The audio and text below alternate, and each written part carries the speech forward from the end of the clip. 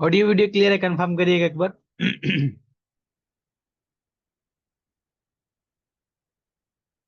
Audio video clear है?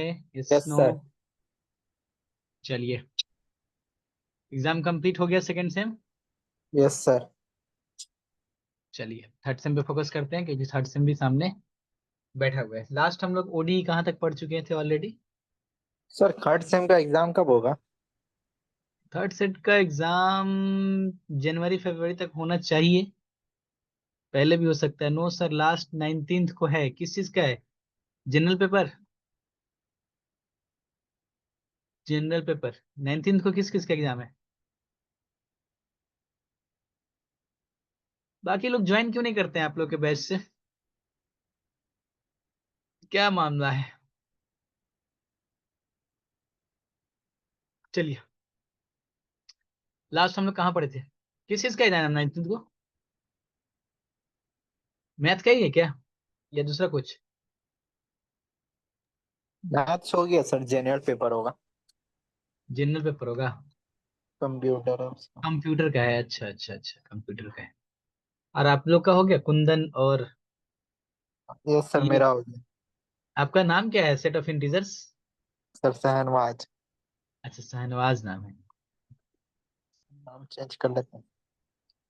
Yes sir, चलिए। और आप लोग का जनरल पेपर क्या था? कुंदन शाहनवाज? अभी सही है ना? अच्छा लग रहा है, शाहनवाज अली। सर मेरा फिजिक्स था, आज ही हुआ है माइनर। अच्छा अच्छा, और कुंदन आपका? फिजिक्स, दोनों आदमी का ना? आप लोग का कॉलेज कौन सा है? दोनों सेम कॉलेज में हैं आप लोग? नहीं सर, मेरा मौलाना याद है। और कुंदन आपका?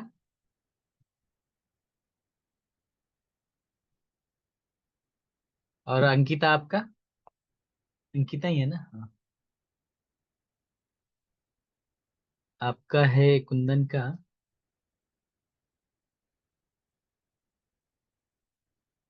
चंद्र, शिक्षा यातन। अच्छा अच्छा।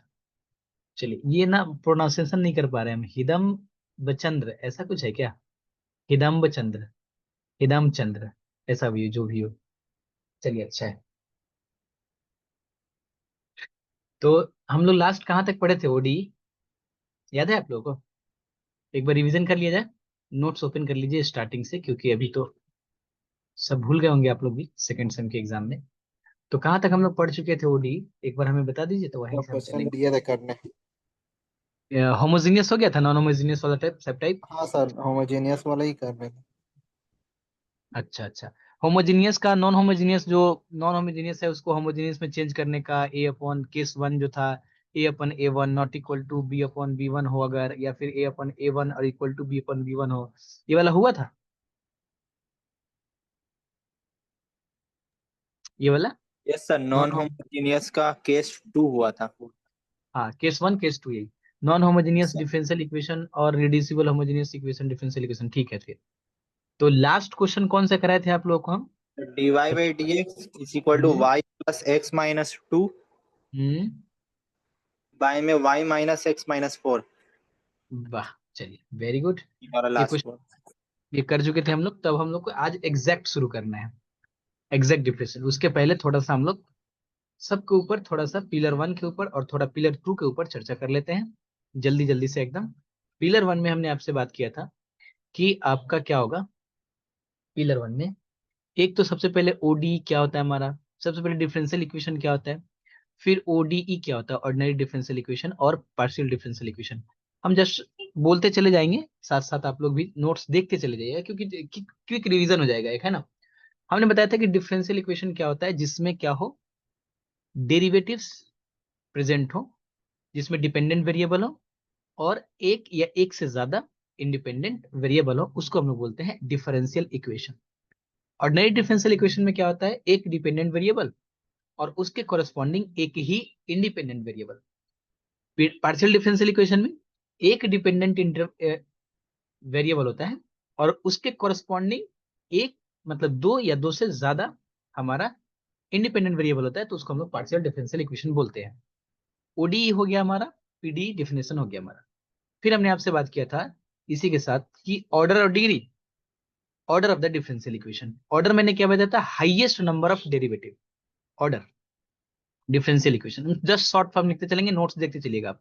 हमने बताया था आपको हाईएस्ट नंबर ऑफ डेरिवेटिव, कितनी बार, 2 बार डेरिवेटिव किया जा रहा है, 3 बार, 4 बार, 5 बार, कितना बार डेरिवेटिव किया गया, इसको ऑर्डर बोलेंगे हम, कि हाँ ये सेकंड ऑर्डर का डेरिवेटिव है, थर्ड ऑर्डर डेरिवेटिव।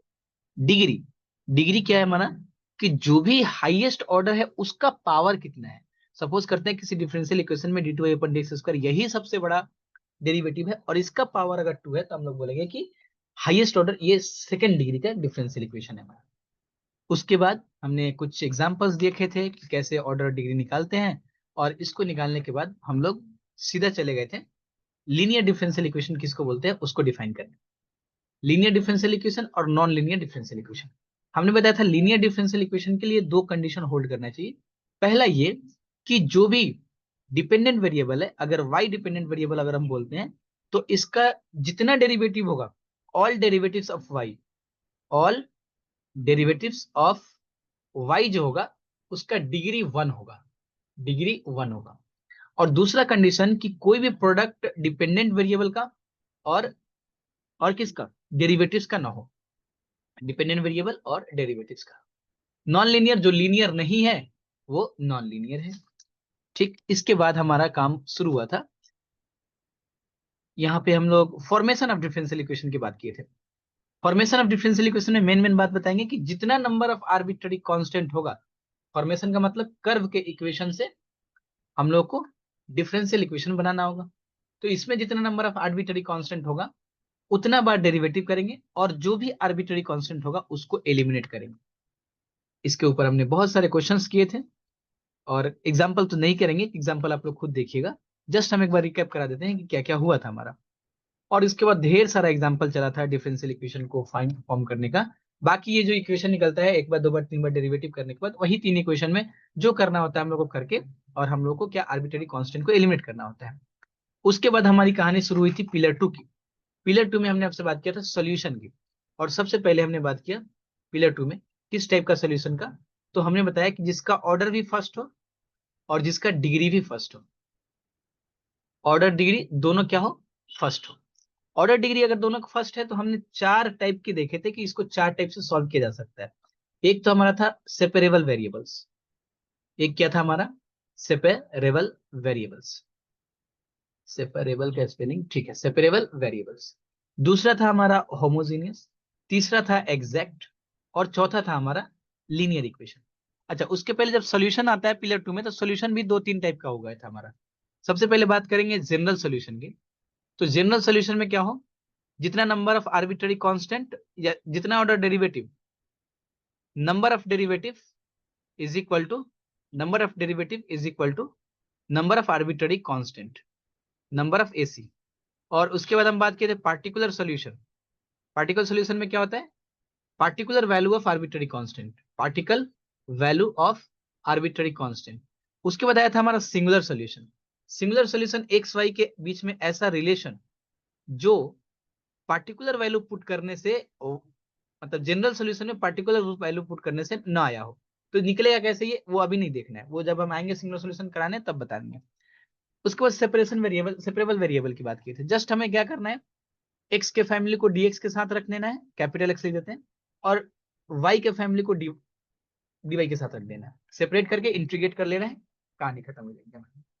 उसके बाद मान लेते हैं कि सेपरेबल वेरिएबल ना हो, तो उसको रिड्यूस किया जा सकता है सेपरेबल वेरिएबल, लेकिन कंडीशन ये होना चाहिए कि उसको इस फॉर्म में दिखना चाहिए कि dy upon dx is equal to, ये सब चीजें आप लोग को ध्यान रहना चाहिए, क्योंकि एग्जाम में सारा क्वेश्चन एक साथ आएगा, तो कौन सा अप्लाई करना है वो चीज में मतलब फिर कंफ्यूजन, क्योंकि सोल्यूशन बड़ा आसान है सबका।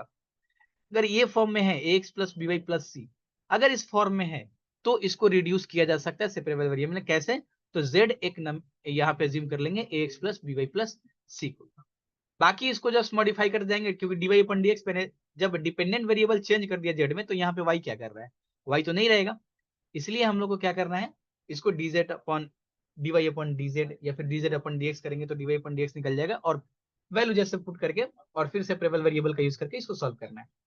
मान लेते हैं अभी भी सेपरेबल वेरिएबल से काम नहीं हुआ, मतलब जनरल तो सेपरेबल वेरिएबल नहीं हुआ, उसके बाद इस फॉर्म में भी नहीं है, तो एक और तरीका है सेपरेबल वेरिएबल में ट्रांसफर करने का कि dy upon dx is equal to, अगर इस फॉर्म में हो कि ax plus by plus c upon m into ax plus by और प्लस c1, तब भी इसको ट्रांसफॉर्म किया जा सकता है सेपरेबल वेरिएबल में, लेकिन यहाँ पे फिर पुट करना पड़ेगा z is equal to ax plus by। बाकी सब जैसे जैसे यहाँ पे पुट करना है, जैसे dy अपन dx चाहिए तो dz अपन dx करेंगे, बाकी यहाँ पे z, यहाँ पे c plus m z plus c, फिर सेपरेबल वेरिएबल में इजीली ट्रांसफर हो जाएगा ये।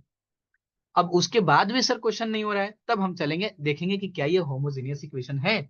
अगर होमोजेनियस इक्वेशन है तो इसमें सॉल्व करने के लिए dy अपन dx अगर है इक्वेशन में, तो हम लोग को क्या चूज करना पड़ेगा, y is equal to vx।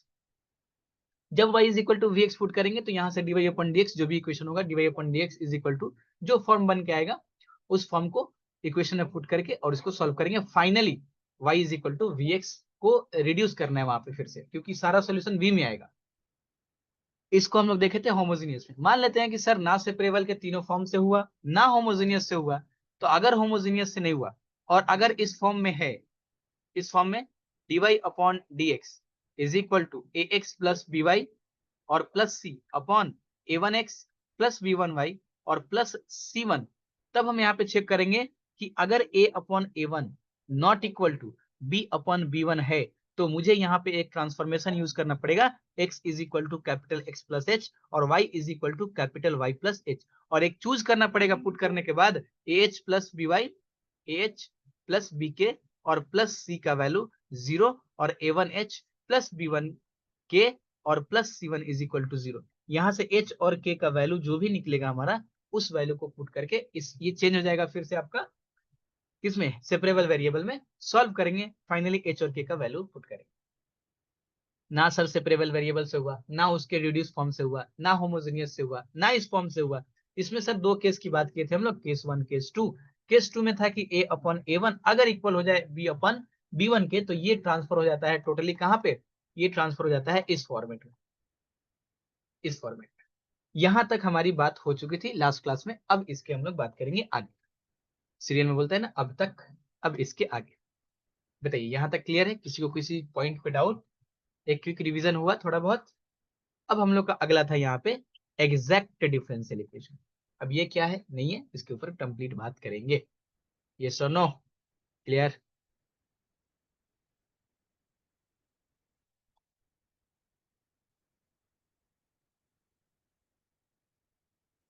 हाँ सर, क्लियर सर, ओके। चलिए अब हेडिंग करेंगे एग्जैक्ट डिफरेंशियल इक्वेशन।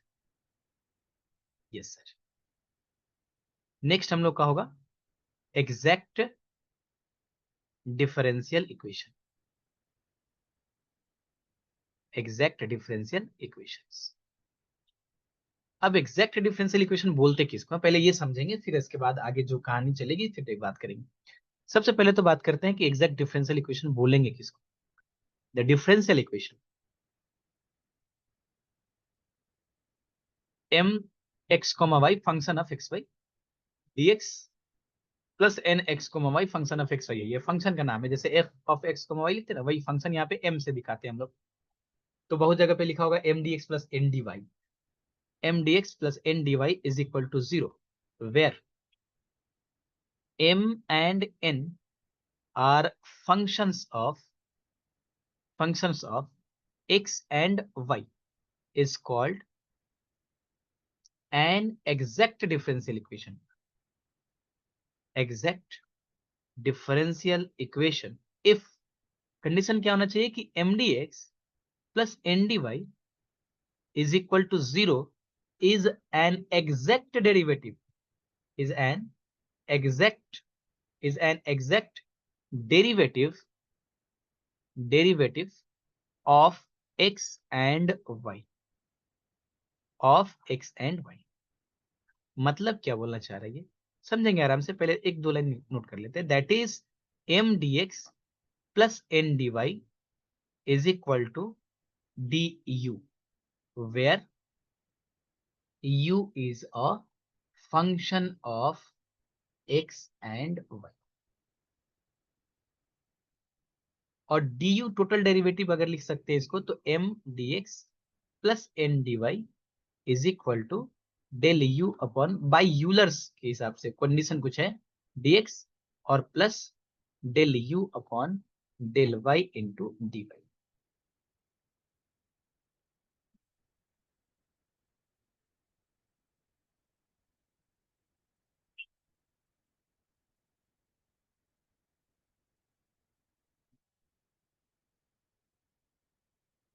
हो जाएगा तो मुझे कंफर्म करिएगा एक बार।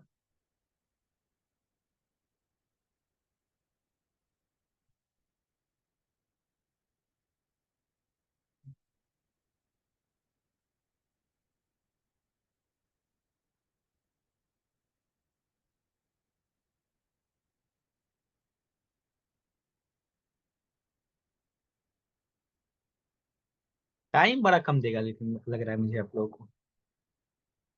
पूरा पागल हो गया सीयू।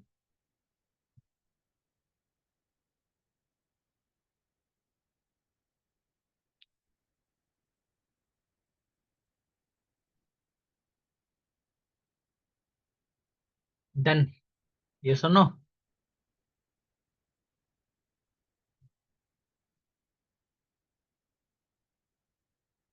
Yes sir.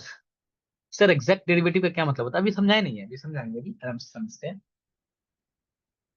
देखिए क्या बोल रहा है ये कि कोई भी डिफरेंशियल इक्वेशन अगर इस फॉर्म में है mdx plus N D Y is equal to zero, mdx plus N D Y is equal to zero, तो इसको डेरिवेटिव एग्जैक्ट डिफरेंशियल इक्वेशन कब बोलेंगे?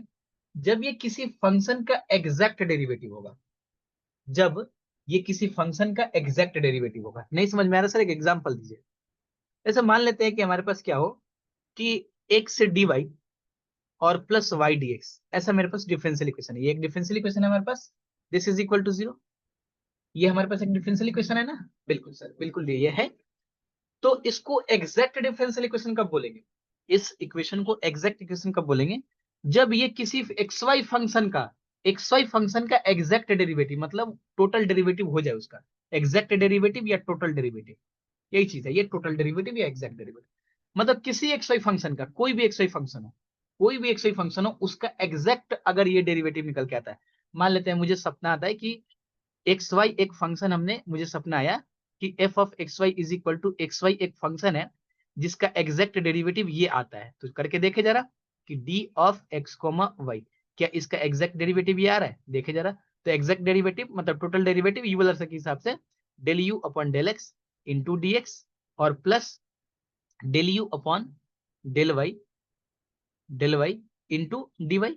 देखे जरा, विथ रिस्पेक्ट टू यू को, विथ रिस्पेक्ट टू एक्स, ये यू है ना, इसको यू लिया ना मैंने यहाँ पे, सॉरी एफ लिया मैंने, इसको यू ले लेते हैं, यू। तो क्या हो जाएगा ये, यू को विथ रिस्पेक्ट टू एक्स करेंगे, पार्शियल डेरिवेटिव है ये। तो क्या हो जाएगा, Y into D x plus U को partial derivative with respect to Y, तो एक्स डी वाई। क्या निकल के आया मेरे पास कि एक्स से D Y plus Y D X किसका टोटल डेरिवेटिव है, किसका एग्जैक्ट डेरिवेटिव है? एक एक्स वाई फंक्शन का। तब हम बोलेंगे कि यस सर, ये हमारा एग्जैक्ट डिफरेंशियल इक्वेशन है। लेकिन सबसे बड़ी बात ये है कि सर इतने सारे डिफरेंशियल इक्वेशन है, तो क्या सब डिफरेंशियल इक्वेशन के लिए सपना आएगा कि एक्स वाई एक फंक्शन है और इसका एग्जैक्ट डेरिवेटिव ये हो सकता है? हाँ, कोई कल को होके मुझे ऐसा दे दे, 1/x dy और माइनस y/x² dx। अब बताइए कौन सा फंक्शन आपको मिलेगा ऐसा? सर आप डेल यू क्यों किए, समझ नहीं आ रहा है? अच्छा अच्छा अच्छा, ठीक है। देखिए मान लेते हैं कोई फंक्शन अगर f ऑफ x वाई है, ये फंक्शन है, तो इसका जो टोटल डेरिवेटिव होता है, एग्जैक्ट डेरिवेटिव होता है ना, इसको नोट करते हैं df से। यूलर सर ने बताया था, इसको बताया था del f upon del u into, sorry जो भी इंडिपेंडेंट वेरिएबल होता है हमारे पास, तो इंडिपेंडेंट वेरिएबल है एक्स है और वाई है, तो del F upon del U, अरे यार, एक्स इंटू डी एक्स और plus del F upon del Y into D Y. मतलब F total derivative, exact derivative कैसे निकालते हैं इसका? तो इसको क्या करते हैं, पहले पार्शियल डेरिवेटिव करते हैं जो जो इंडिपेंडेंट वेरिएबल है। तो एक एक्स इंडिपेंडेंट वेरिएबल, एक वाई इंडिपेंडेंट वेरिएबल। तो एफ को एक्स के रिस्पेक्ट में partial derivative into D x, और वाई को, एफ को वाई के रिस्पेक्ट में partial derivative into D y. इसको बोलते हैं एग्जैक्ट डेरिवेटिव या total derivative of the function f. इसको बोलते हैं टोटल डेरिवेटिव या एग्जैक्ट डेरिवेटिव। इसको यूलर सर ने दिया था। अब यूलर्स के साथ कुछ लगा होगा, Euler's theorem, Euler's properties, Euler's जो भी, तो यूलर सर ने दिया था इसको। बताया था उन्होंने कि कोई भी फंक्शन का टोटल डेरिवेटिव या एग्जैक्ट डेरिवेटिव लिखना है तो वो होता है d f is equal to del F upon del x into D x plus del F upon del Y into D y. Clear? तो बोल रहा है क्या कि इसको एग्जैक्ट डिफरेंशियल इक्वेशन तब बोलेंगे जब कोई एक्स वाई फंक्शन हो और उसका एग्जैक्ट डेरिवेटिव ये आ जाता हो। अब सर आपने जो यहाँ क्लियर हुआ, किनका डाउट था ये वाला चीज? Kundan, del u q, yes sir, बिल्कुल भी डाउट नहीं रखना है। अब बताइए मुझे कि हम ऐसा कितना फंक्शन खोज के याद रखेंगे, कितना ढूंढते ढूंढते तो मतलब सर पक जाएगा। अब देखिए, मतलब अब मान लेते हैं कि किसी को ये चीज ध्यान आ गया कि हाँ सर, देखिए यहां से यहां जाना बड़ा आसान है, डी वाई अपन एक्स, इसको डेरिवेटिव करना है तो यहां जाना बड़ा आसान है, इजीली चले जाएंगे। लेकिन हम बोल रहे हैं नहीं, इधर से इधर आना है। अगर कोई फंक्शन एक्स वाई मिला मुझे, एक मुझे मुझे यू फंक्शन मिला, u is equal to y upon x, तो हम देखेंगे इसका exact derivative, total derivative y upon x is equal to क्या हो जाएगा, डेल यू अपॉन, इसको यू ही रखते हैं यहाँ पे ना, डी यू, तो डेल यू अपॉन, दो फंक्शन है, एक्स वाई का फंक्शन है, independent variable l x into D x plus del you upon del Y into D Y. U को with respect to X derivative करेंगे तो क्या हो जाएगा, minus of Y upon x square D x plus U को with respect to Y derivative करेंगे तो one upon x D Y. तो बोलेंगे कि सर ये भी तो आ गया कि one upon x D y minus y upon x square D x. बिल्कुल सर, हमारे पास एक वाई अपॉन एक्स फंक्शन मिला जो इसका एग्जैक्ट डेरिवेटिव ये मिल रहा है, इसका मतलब ये भी एक एग्जैक्ट डिफरेंशियल इक्वेशन है।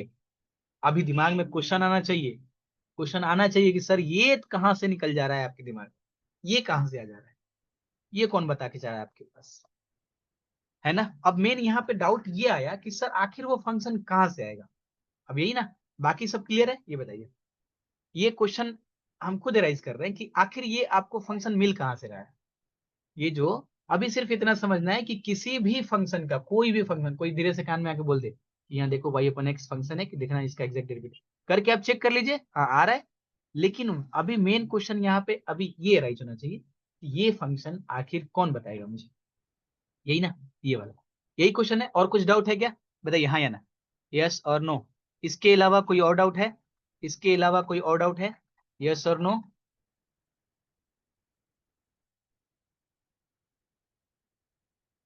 हाँ बोलिए। नो सर, बताइए बताइए बताइए, यहां तक क्लियर है सर, ठीक है। जस्ट इतना ही डाउट है ना कि ये यू फंक्शन कैसे मिल रहा है आपको, इसके अलावा और कोई डाउट नहीं है, आई होप इसके अलावा किसी को और आउट डाउट नहीं होना चाहिए, नो डाउट। अगर है तो बताइए जरूर कि सर इसके अलावा हाँ एक और डाउट है मेरे पास, कि जैसे एक एग्जांपल ले लेते हैं, x D Y plus Y D x is equal to zero is an exact differential equation. कैसे बोल रहे हैं हम, एग्जैक्ट डिफरेंशियल इक्वेशन कैसे बोल रहे हैं हम कैसे बोल रहे हैं, क्योंकि सर हमें एक सपना आया था कल कि एक फंक्शन है x D Y plus Y D x is equal to d of x comma y. एक एक्स वाई बोल के फंक्शन है, एक्स इंटू वाई, इसका एग्जैक्ट डेरिवेटिव ये होता है, इसलिए हम यहाँ पे बोल पा रहे हैं इस बात को कि x D y x D Y plus Y D x is equal to del upon del x into x y into D x plus del upon del y it's x y into D y. ये तो clear है sir. एक और example ले लेते हैं,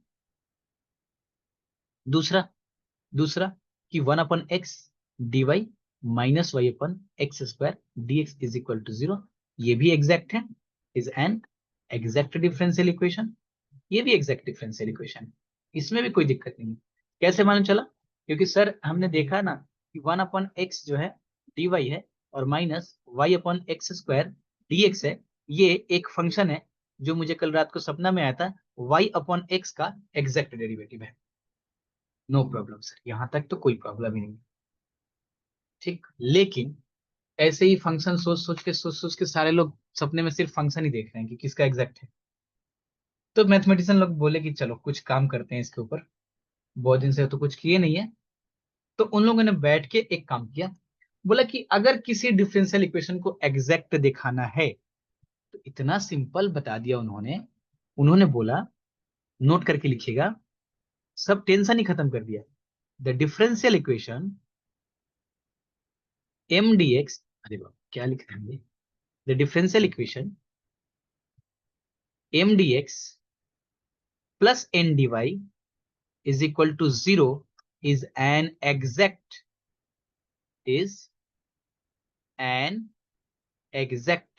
इसको exact कब बोलेंगे?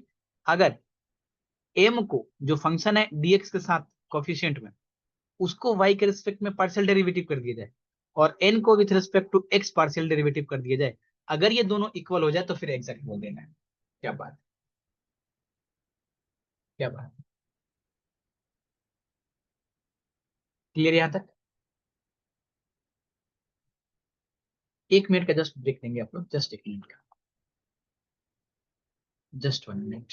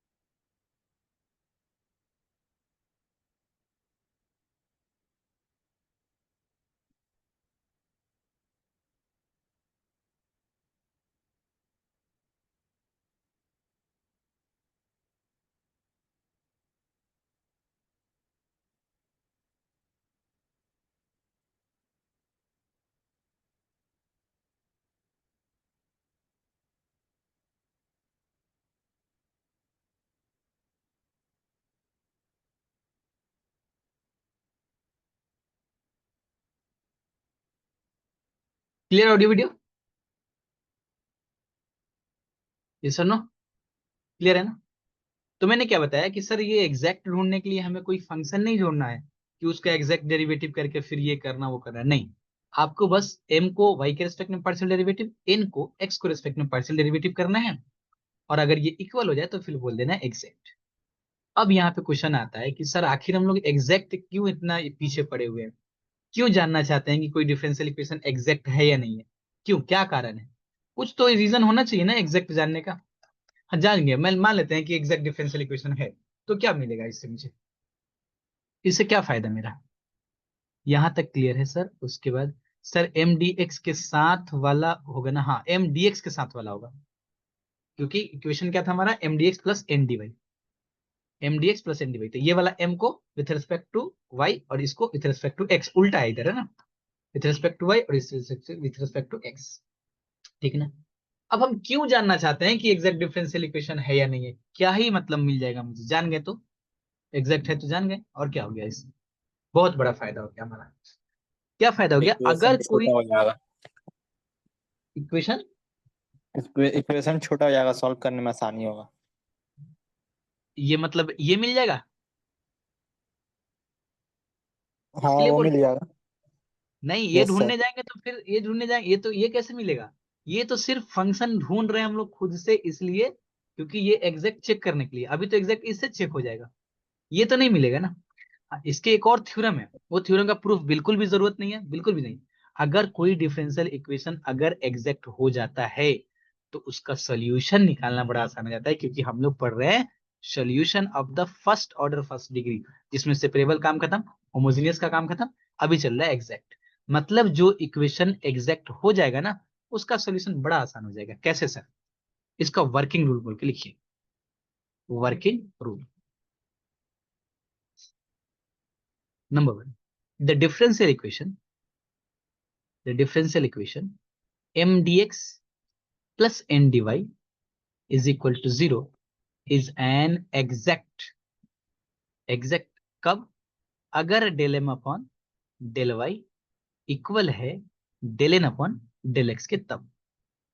तो दूसरा, द जनरल सॉल्यूशन, इसका जो जनरल सॉल्यूशन होगा वो क्या हो जाएगा, m D x, m D x is equal to, sorry, m D x plus terms in N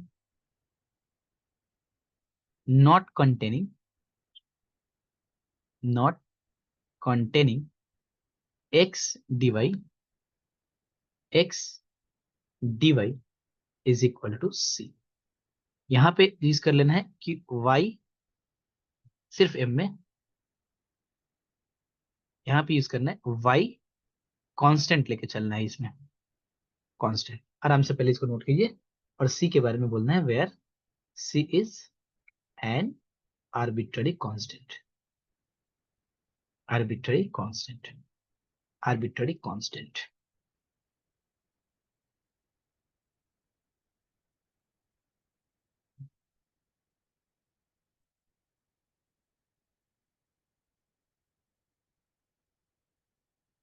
आप लोग बुक लिए हैं कोई भी ओडीई का? हमने एक पीडीएफ सेंड किया था आप लोगों को ओडीई का, नहीं सर। नहीं किए थे? No sir. शायद सेंड किए होंगे हम ओडी का बुक को।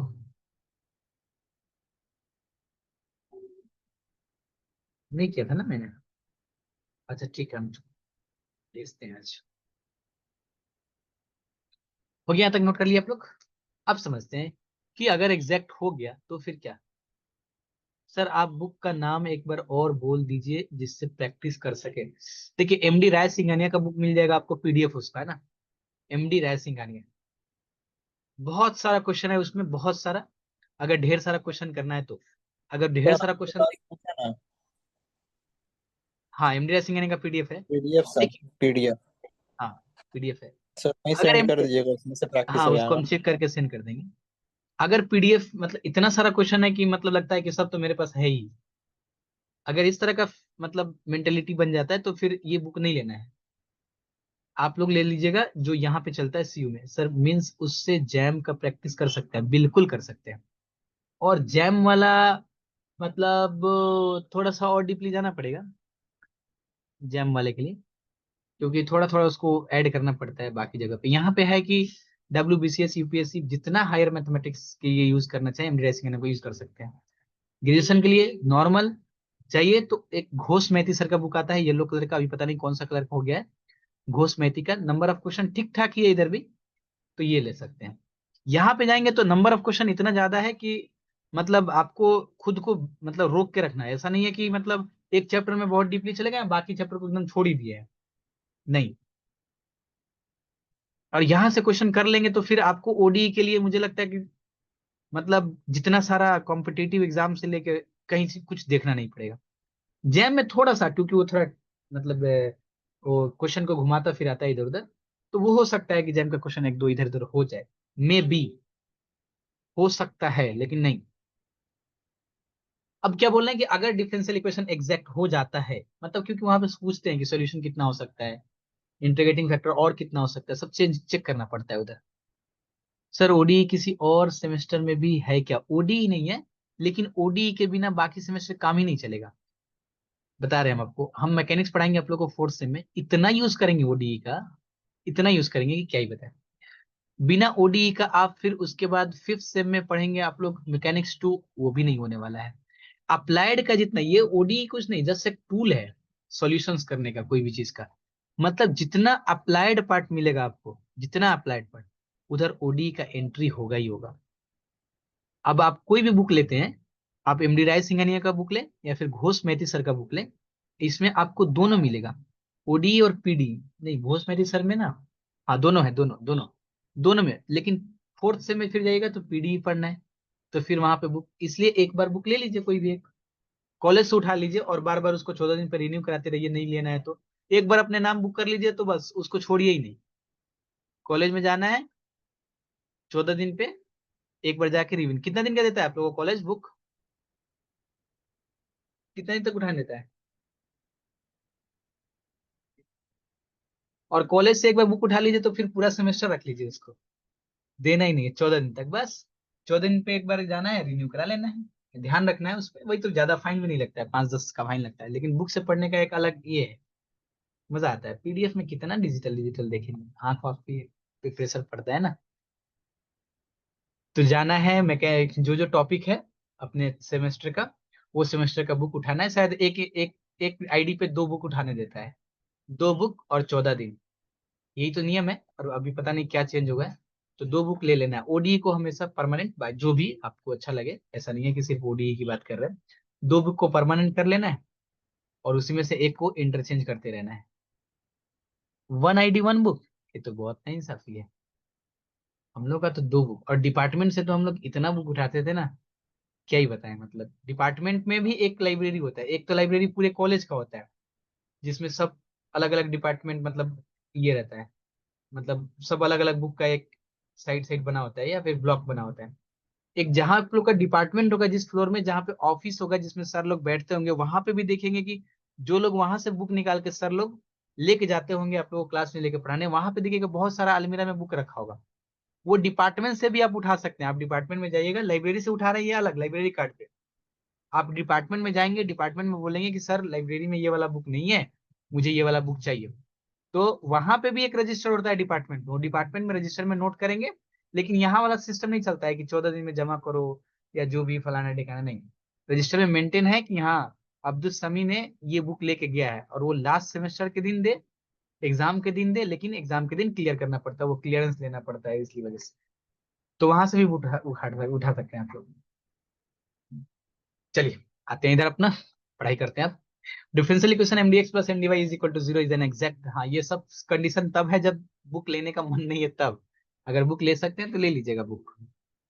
Differential equation mdx plus mdy is equal to 0 exact बोलेंगे जब ये इक्वल होगा तब। और इसका जनरल सोल्यूशन बोला, m में जो y होगा उसको कांस्टेंट ट्रीट करना है, और n वाला जो भी, क्योंकि n एक फंक्शन ऑफ एक्स वाई है, इसमें एक्स वाला जो टर्म होगा ना उसको लेना ही नहीं है। एक्स वाला जो टर्म होगा उसको लेना नहीं है। सर एग्जाम्पल दिया जाए फिर तो फिर बढ़िया लगेगा। Example, solve the differential equation, solve the differential equation. अब हम यहाँ पे नोट कर दिए तो 1 2 3 4 लिखते चलेंगे। X plus 2y minus 2 into D x plus 2x minus y plus 3 into D Y is equal to 0।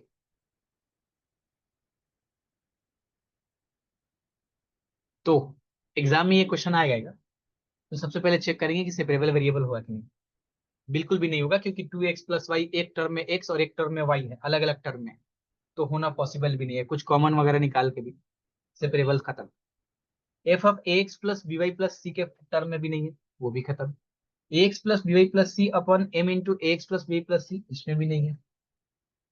हम लोग सबसे पहले ना जो भी डिफरेंशियल इक्वेशन होगा उसको एग्जैक्ट से ही चेक करेंगे। भले पढ़ते आ गए हैं सेपरेबल वेरिएबल होमोजीनियस, एग्जैक्ट से ही चेक करेंगे। वैसे तो फेल कर गया, होमोजीनियस भी नहीं है, क्योंकि यहाँ पे टर्म देखिए ना, एक्स वाई का ही नहीं है, 1 डिग्री 1 डिग्री 1 डिग्री 1 डिग्री, ये नॉन 1 डिग्री। रिड्यूसबल फॉर्म भी नहीं है इसका, ए अपन ए वन और बी अपन बी वन, वो भी नहीं है। तब यहाँ पे एग्जैक्ट चेक करेंगे। तीनों फेल हो गया है, हम चेक कर लिए, तीनों फेल हो चुके हैं। अब एग्जैक्ट का यूज करेंगे। तो given differential equation is x plus 2y minus 2 dx 2x minus y plus 3 dy is equal to 0। Question number 1 लिखना कैसे एग्जाम में एक बार देख लीजिए, बाकी सब में थोड़ा बहुत हम लोग ये लेके चलेंगे, सिनॉप्सिस टाइप का या फिर हिंट्स टाइप का। कंपेयरिंग इक्वेशन 1 विथ किसके साथ, एम डी एक्स और plus N D Y is equal to 0 के साथ। यहां से मुझे m क्या मिलेगा, m मुझे मिलेगा क्या, x plus 2y minus 2, and n is equal to क्या मिलेगा, 2x माइनस वाई प्लस 3। किसी को कोई प्रॉब्लम नहीं होना चाहिए यहां तक। Therefore del m upon del y with respect to y क्या हो जाएगा, with respect to y 2, and del n upon del x, ये भी क्या हो जाएगा। देयरफॉर देयरफॉर हम क्या बोल सकते हैं यहाँ पे कि del m upon del y is equal to del N upon del x. इससे क्या मिला मुझे? इससे ये पता चला गया कि यो जो डिफरेंशियल इक्वेशन दिया हुआ है, जो इक्वेशन 1 में दिख रहा है, ये एक एग्जैक्ट डिफरेंशियल इक्वेशन है। क्यों जानना है एग्जैक्ट डिफरेंशियल इक्वेशन है या नहीं है? क्या कारण है? क्यों इतना पीछे पड़े हुए एग्जैक्ट डिफरेंशियल इक्वेशन? क्योंकि देखिए ना, आप सोल्यूशन इसका कितना आसान हो जाएगा। इसका बोलता है कि सोल्यूशन ये होगा, इसका सोल्यूशन ये होगा कि therefore the general solution, GS नहीं लिखेगा एग्जाम में, वो हम लोग यहाँ पे लिख ले रहे हैं, अलग बात है। General solution of equation first is, बोला integration of M D x, M की जगह पे क्या है? X plus 2y minus 2 M D x, और प्लस एन डी वाई, लेकिन जिस टर्म में x है उसको नहीं लेना है। तो एन डी वाई में इसमें x है तो इसको छोड़ देना है। तो -y+3 into D Y plus, sorry, is equal to सी।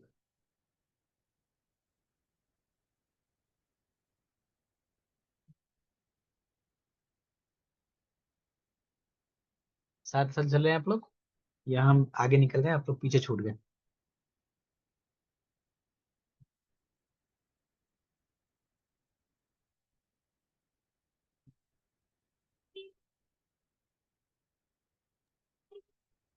बताइएगा आप लोग ना। यस सर, होगा। हो गया ना? तो यहां तक तो क्लियर है, सिंपल। Yes sir. अब क्या बोल रहा है आगे? इसको इंटीग्रेट करने के लिए बोला था कि इसमें y को कांस्टेंट ट्रीट करना है। ठीक है, फिर x dx का integration x² / 2 plus 2y constant की तरह ट्रीट करना है x -2x, और ये हो जाएगा -y² / 2 plus 3y is equal to c। थोड़ा सजाना चाहें तो सजा सकते हैं, और नहीं तो यहीं तक छोड़ सकते हैं। Where c is an arbitrary constant.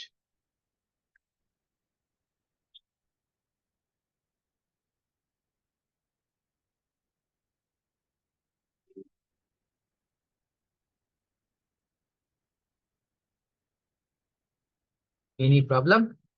सीखो कुछ भी? Sir no?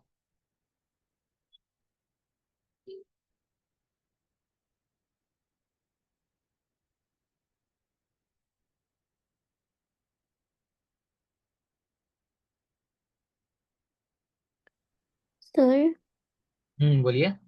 Sir general solution वाले में इंटीग्रेशन ऑफ -y+3 dy कहाँ से आया सर? ये एन डी वाई, ये एक्चुअली में क्या होता है? M D x, hmm. Integration of M D x plus N D Y. लेकिन यहाँ पे बोला गया है कि एन में वो टर्म को नहीं लेना है जो एक्स कंसीडर करता हो।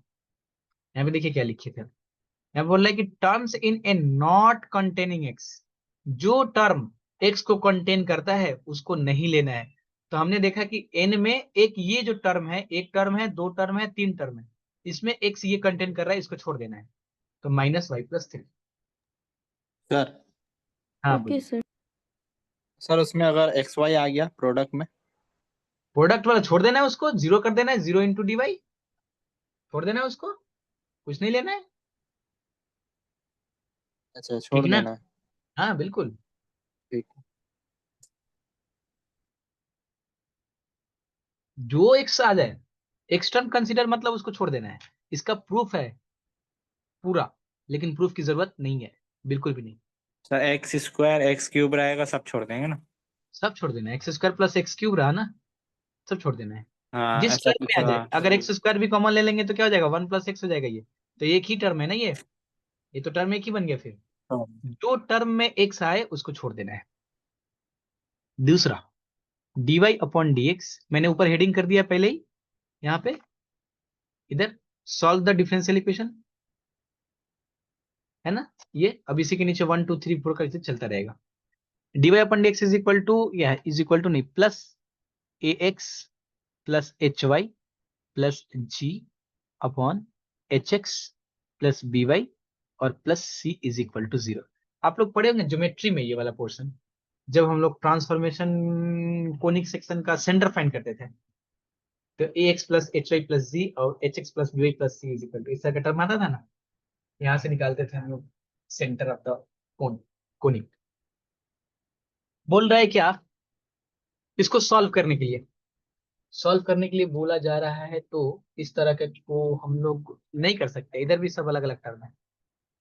एग्जैक्ट सही करते हैं क्योंकि एग्जैक्ट चल रहा है, तो सबसे पहले तो इसको M D x plus N D Y के फॉर्म में बनाएंगे। तो क्या हो जाएगा, A X plus H Y plus G, अच्छा सॉरी यहाँ पे सोल्यूशन लिख लेना सही रहेगा, थोड़ा सा ज्यादा ये हो जाएगा advance. The given differential equation is, given differential equation is dy upon dx ax plus H Y plus g upon h x plus B Y plus C is equal to 0। That is ax plus H Y plus g into D x plus H x plus B Y plus c into D Y is equal to 0। ठीक, तो ठीक ना, इसको equation 1 बोलते हैं। क्या करेंगे, इसको कंपेयर करेंगे, किसके साथ कंपेयर करेंगे, कंपेयरिंग इक्वेशन 1 विथ किसके साथ, m dx plus n dy is equal to 0। Then we have, क्या मिलेगा, वो मिलेगा मुझे m is equal to A X plus H Y plus G and n is equal to H x plus B Y plus C. ये मिलने के बाद क्या करेंगे, therefore del m upon del y is equal to h and del n upon del x is equal to also h। अगर ये दोनों equal हो जाता है तो हम बोलते हैं कि इक्वेशन जो है हमारा गिवन वन इक्वेशन वो एग्जैक्ट डिफरेंशियल इक्वेशन है। Since del m upon del y is equal to del n upon del x, therefore implies equation 1 is an exact differential equation, exact differential equation। अगर ये exact differential equation है तो solution बड़ा आसान,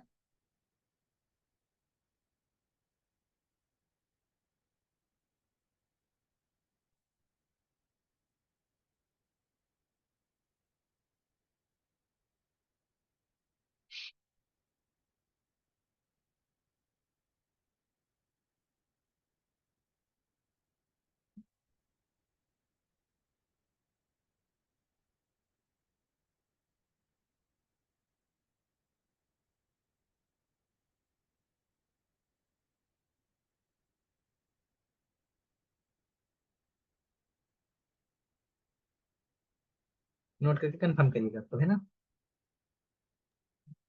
sir ये वाला हो गया, प्रीवियस वाला थोड़ा दिखाइएगा सर, लास्ट पार्ट। पिछले वाले क्वेश्चन का, हाँ हाँ थोड़ा सा। अच्छा कंप्लीट नहीं होगा, एक बार आप लोग कंफर्म करिए कि हाँ सर अभी नहीं हुआ है, नहीं तो फिर हम आगे बढ़े जाएंगे, आप लोग पीछे रह जाएंगे, तो फिर लाइव क्लास करने का कोई फायदा ही नहीं बनेगा ना। सब लोग जब तक कंफर्म नहीं करेंगे तो फिर जरूर बताएंगे कि हाँ सर मेरा नहीं हुआ अभी। हो गया सर। ये वाला पार्ट देखिए,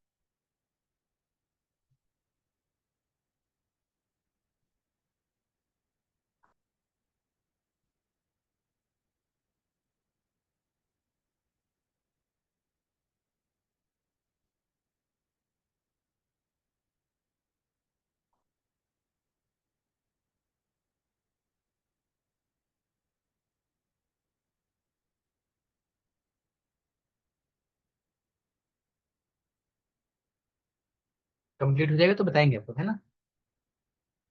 बाकी जिनका हो गया वो जनरल सोल्यूशन फाइंड करें इनका, इसका फिर बाद में मैच करा पाएंगे ना, यहाँ सर कि आपका इतना है मेरा इतना है।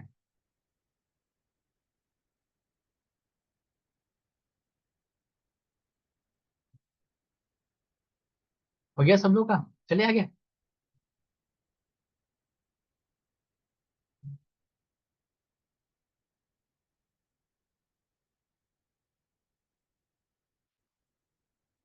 यस सर, कुंदन का कहना है कि हो गया सर। बाकी लोगों का क्या कहना है?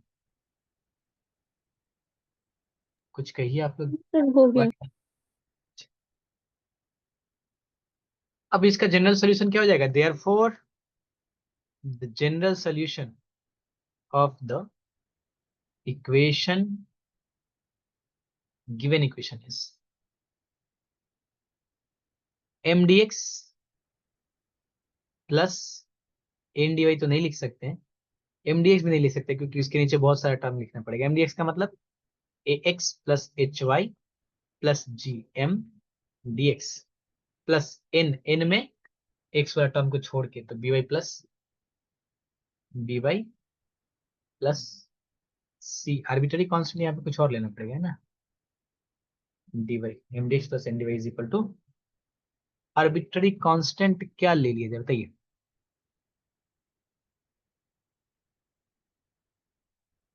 एक काम करें ना, यहाँ पे मैंने क्या लिया था? जेड। एक एक सेकेंड, एक सेकेंड, एक सेकेंड, एक सेकेंड, एक सेकेंड, एक सेकेंड। C1 यहाँ पे मतलब ये जो स्टैंडर्ड इक्वेशन होता है जनरल सी, ये एफ होता है ना। इसको एफ कर लीजिए, तो हम रेड पेन से मार्क कर देते हैं, एफ कर लीजिए ना। ये एफ कर लीजिए, वैसे फर्क नहीं पड़ेगा कुछ, लेकिन फिर भी स्टैंडर्ड इक्वेशन है तो उसको क्यों छेड़छाड़ करना। इसको एफ कर लीजिए, रेड मार्क से हम राम मार्क कर रहे हैं। इस सी को एफ करना है, एफ करना है। और यहाँ पे भी एफ करना है, यहाँ पे भी एफ करना है। कोई फर्क नहीं पड़ेगा, सी रहेगा तो आर्बिट्ररी इक्वेशन C1 ले सकते हैं, लेकिन ये एक स्टैंडर्ड इक्वेशन है तो थोड़ा सा बेकार लग रहा है इसको ऐसे लिखना। यहाँ पे इसको एफ कर लीजिए। कितना जगह हमने चेंज किया? एक रेड एफ, दूसरा रेड एफ, तीसरा रेड एफ, चौथा, पांचवा। पांचों जगह एफ कर लेना है सी की जगह पे।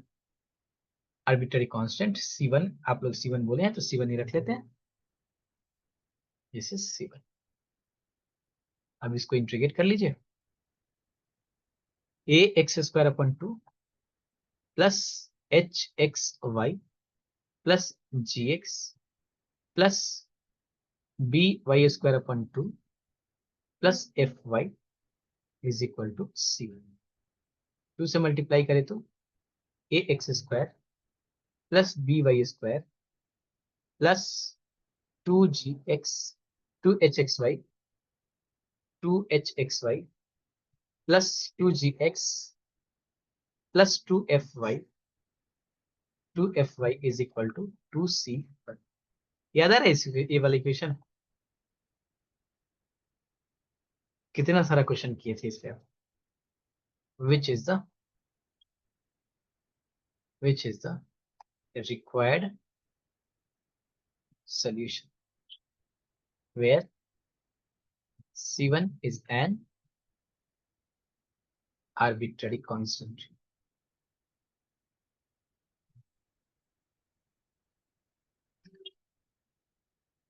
C1 is an arbitrary constant.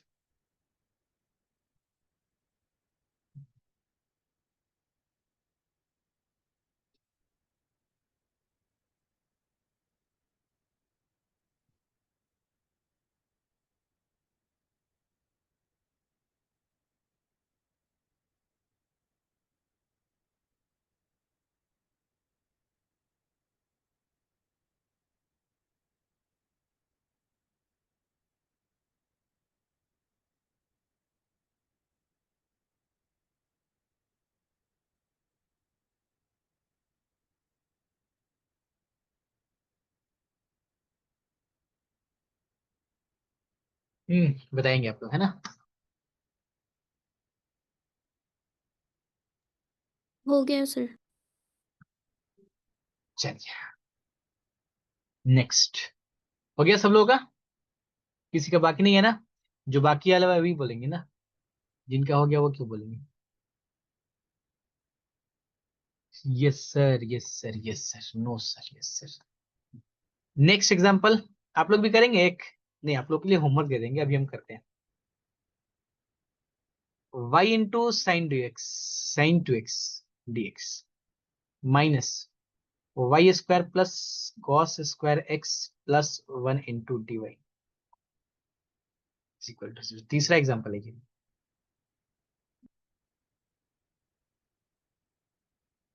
The given differential equations.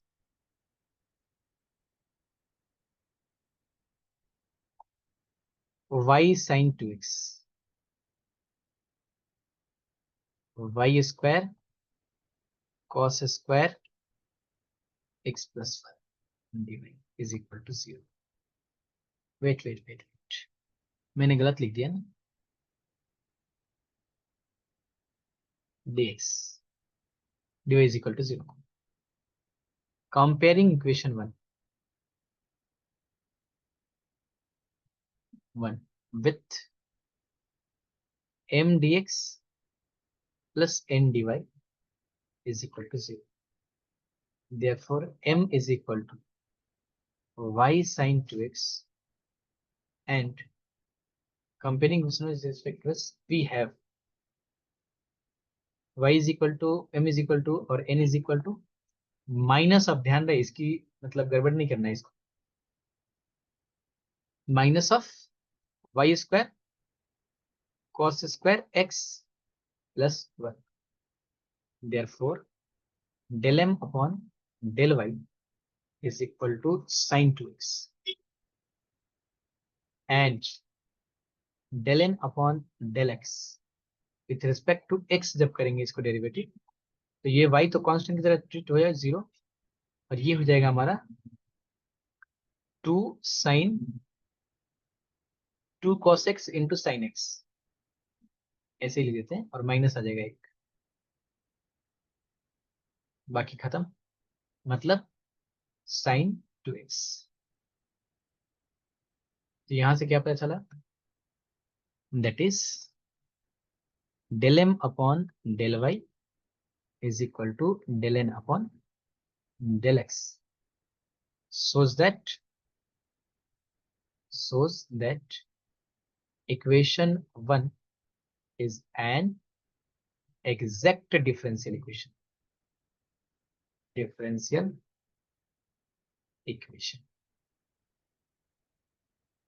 Is an exact differential equation. तो सॉल्यूशन बड़ा आसानी से लिख सकते हैं इसका.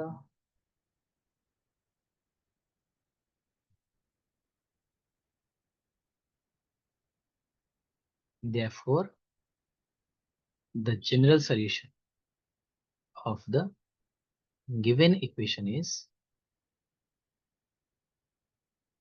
m dx, m की जगह पे क्या है, y sin 2x और प्लस एन डी वाई, जिसमें एक्स टर्म होगा उसको छोड़ के, तो इसको छोड़ के, तो minus of y square plus 1 dy is equal to arbitrary constant c. sin 2x का इंटीग्रेशन करना है तो पहले इसको चेंज करना पड़ेगा. इसको कर लेते हैं क्या, sin 2x का क्या चेंज करें, साइन का हो जाता है minus of y as a constant की तरह ट्रीट करना है, cos 2x अपॉन 2, माइनस को कर लेते हैं बाहर, y स्क्वायर का y क्यूब अपॉन 3, माइनस है इसमें भी, तो ये हो जाएगा minus of y is equal to c. 2 को रख के अगर थोड़ा सा इसको और सिंप्लीफाई करना चाहें, या फिर 6 को रख के फिर माइनस को ही अगर एडजस्ट करना चाहें, तो क्या हो जाएगा, ये 6 को कर ले अगर, तो -6 से मल्टीप्लाई कर दें, तो ये हो जाएगा 6y cos 2x, 6 नहीं 3y हो जाएगा, सॉरी, क्योंकि 6 से मल्टीप्लाई कर रहे हैं -6y से, तो ये हो जाएगा 3, माइनस खत्म हो गया, माइनस से कर रहे हैं तो ये भी प्लस हो जाएगा, 2 इंटू वाई क्यूब, ये भी प्लस में हो जाएगा, 6 से मल्टीप्लाई कर रहा है, 6 से -6 से मल्टीप्लाई कर रहे हैं, तो +6y, -6 से मल्टीप्लाई किए थे तो -6c, इसको c1 बोल सकते हैं आप, या फिर ऐसे ही c1 बोल दीजिए इसको, where c1 is equal to -6c is an arbitrary constant.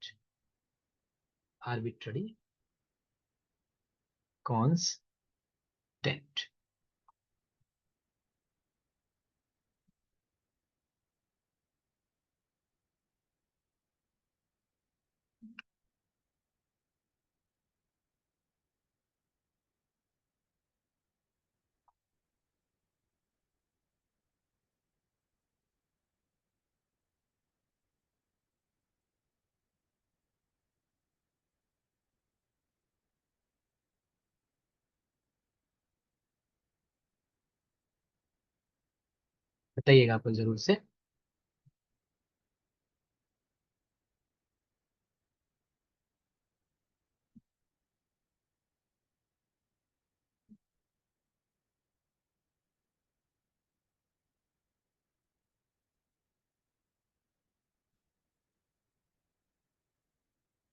हुआ?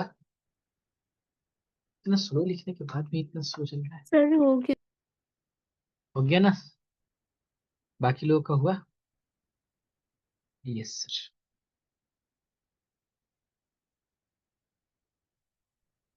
हो गया सर, चलिए।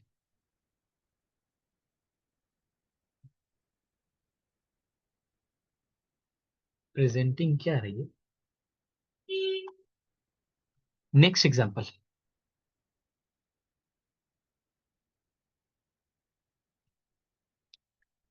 नेक्स्ट एग्जांपल ये कितना नंबर होगा ये? 4 नंबर क्या? 4 नंबर। एक एग्जांपल करते हैं और बाकी आप लोग करेंगे घर पे, और जरूर से जरूर करिएंगे, नहीं तो फिर ये बचा ही रह जाएगा। ये वाला करिए। y into 1 + 1/x plus cos y into dx और plus x plus log x minus x sine y into dy is equal to 0। The given differential equation is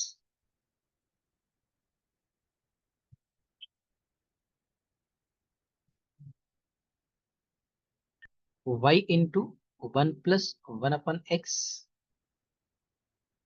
plus cos Y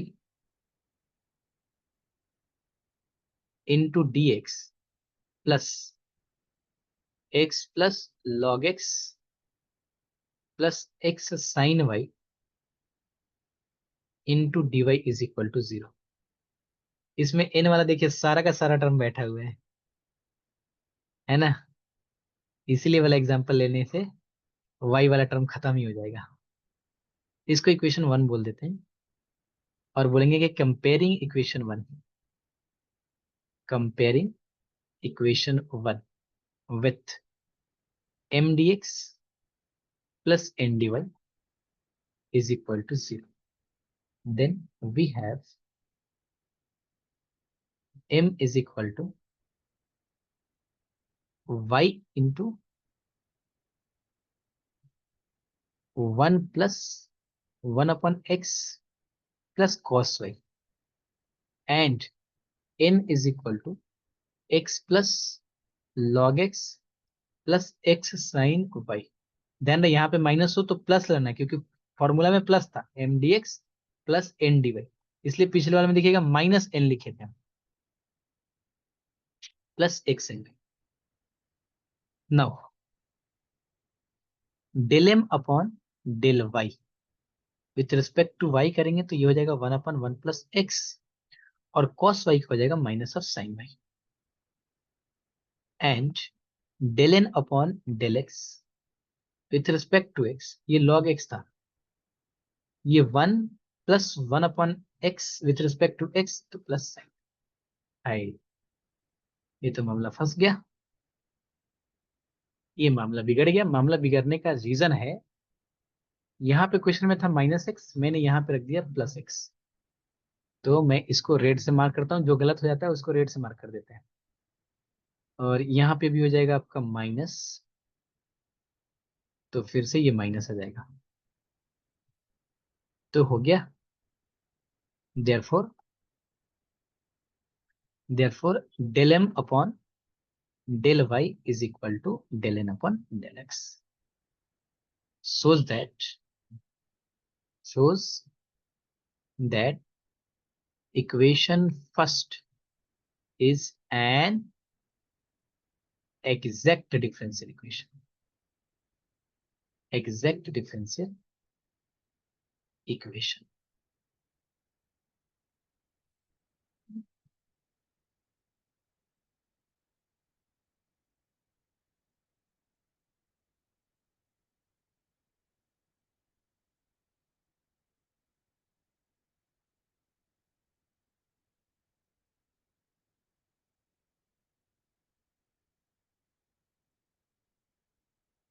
बताइए, हो गया कोई प्रॉब्लम नहीं? अगर exact differential equation है तो फिर कोई बात ही नहीं है, अगर एग्जैक्ट है तो इसका जनरल सॉल्यूशन आसानी से निकल जाएगा। Therefore the general solution of the equation first is m dx, m की जगह पे क्या है, y 1 plus x into plus cos y, m dx और प्लस n dy, n में सर सारे टर्म में x है तो 0 dy is equal to arbitrary constant c, and that imply y को एज ए कांस्टेंट ट्रीट करना है। x cos y होगा ना सर, x cos y होगा सर, मतलब कौन सा वाला, ये x थोड़ी था, x cos y कहां से, कौन सा टर्म बताइए, किसकी बात कर रहे हैं, x cos y होगा कहां पे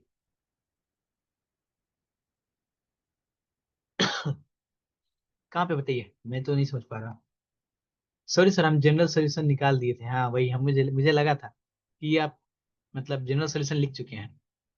तो ये y as a constant treat होगा, है ना, तो y as a constant treat हुआ तो y x plus log x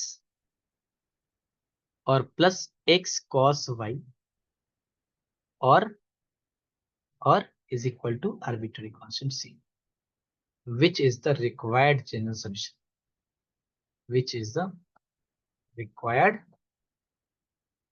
general solution where c is an arbitrary constant,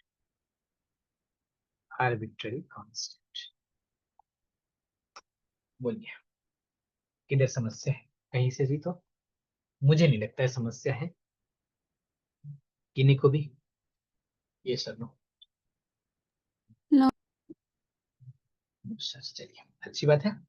अब कुछ होमवर्क लिखिए आप लोग, कल इसको जरूर, मतलब नेक्स्ट क्लास जब भी होगा हम लोग का जरूर इसको करके आएंगे। अब हम लोग कल देखेंगे एक सिचुएशन, फिर थोड़ा सा क्रिटिकल करेंगे हम लोग, और ये जानने की कोशिश करेंगे कि अगर एग्जैक्ट डिफरेंशियल इक्वेशन, सॉरी, अगर डिफरेंशियल इक्वेशन एग्जैक्ट ना हो तो क्या जिस तरह से सेपरेबल ना होने पे सेपरेबल बनाया जा सकता है, होमोजेनियस ना होने पे होमोजेनियस बनाया जा सकता है, वैसे ही क्या एग्जैक्ट ना होने पर उसको एग्जैक्ट बनाया जा सकता है, इसके ऊपर हम लोग नेक्स्ट क्लास में बात करेंगे। लेकिन उसके पहले आप लोगों को कुछ होमवर्क है, इस होमवर्क पे जरूर बात करेंगे, आप लोग देखेंगे जरूर, एक बार करने की कोशिश करेंगे, नहीं होगा तो हम कराएंगे ही 5वां नंबर से होमवर्क। और सारा ये होमवर्क नोट में नहीं करना है, नहीं तो नोट बहुत बल्कि हो जाएगा, बाद में फिर पढ़ेंगे तो लगेगा कि कितना सारा क्वेश्चन है। जैसे हम मान लेते हैं 5 6, यहाँ पे क्वेश्चन लिखते हैं, एक सेकंड, 5 6 7 8 9 10 फॉर एग्जाम्पल 10 क्वेश्चन लिखेंगे या फिर नहीं लिखेंगे, वो 7 8 लिखेंगे।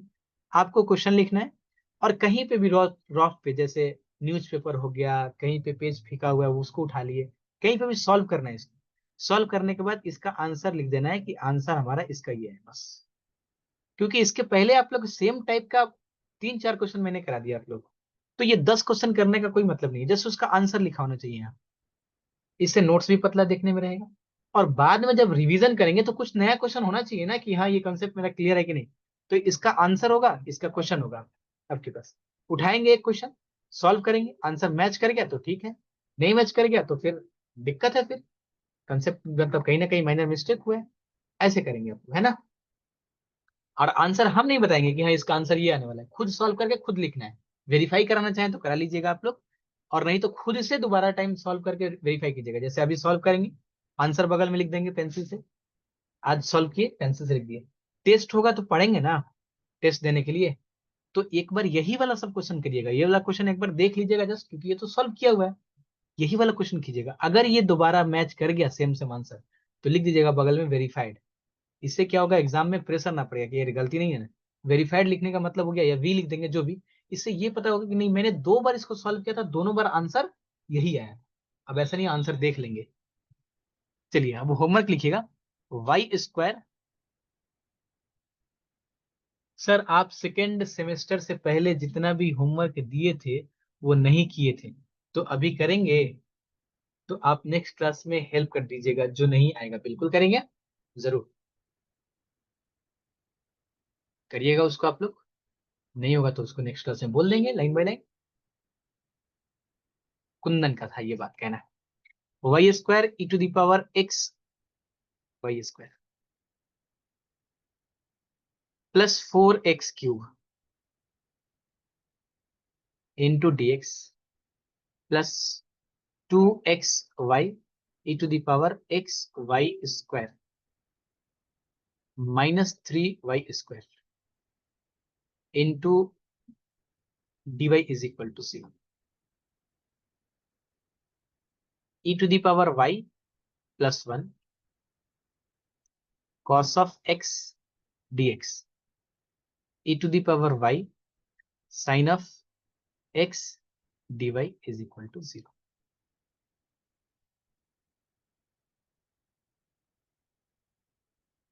Next 2ax plus by y dx plus ax square plus 2by x dy is equal to 0. x square minus ay ax minus y square